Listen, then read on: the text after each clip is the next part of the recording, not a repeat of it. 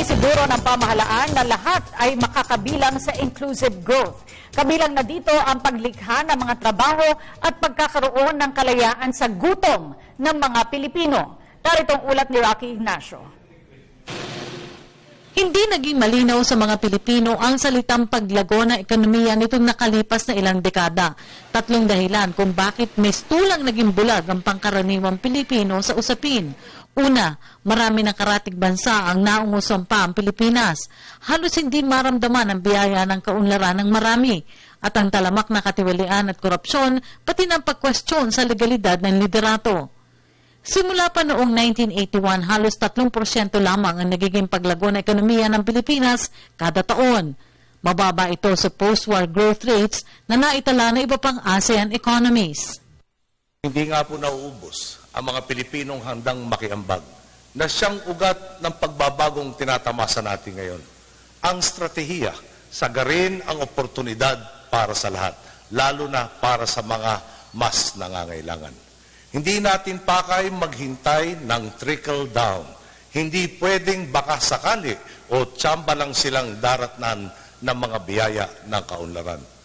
Ito pong tinatawag nating inclusive growth. Itong malawakang kaunlaran, ang mismong prinsipyong bukal ng bawat inisyatiba, bawat kilos, bawat desisyon ng inyong gobyerno.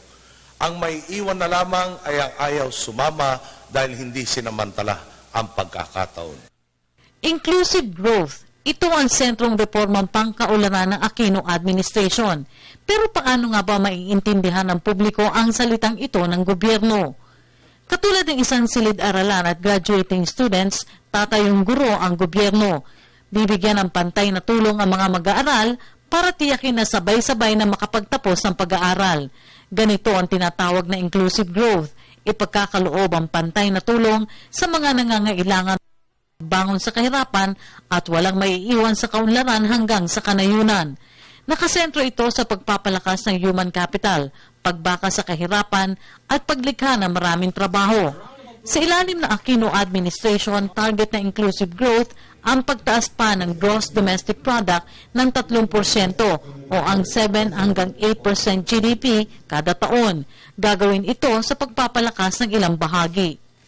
Pamumuhunan sa kakayahan ng tao sa pamamagitan ng pagpapalakas sa edukasyon, training kasama na ang pagpapatupad ng Pantawid Pamilyang Pilipino Program.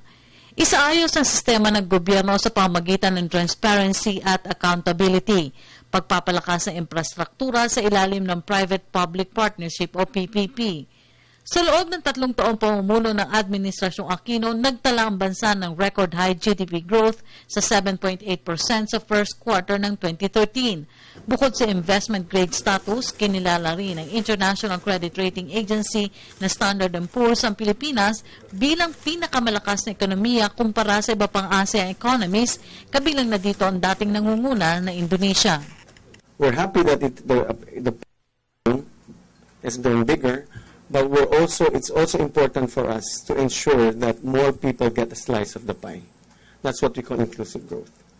And that's why the President has emphasized in his SONA the various ways of achieving growth and making sure that all of our population or all of our citizens will hopefully profit from that growth or get a slice of the pie. Batay sa Standard & Poor's, posibleng magtala ang Pilipinas ng 7% GDP growth ngayong taon. Para sa Telebisyon ng Bayan, Rocky Ignacio.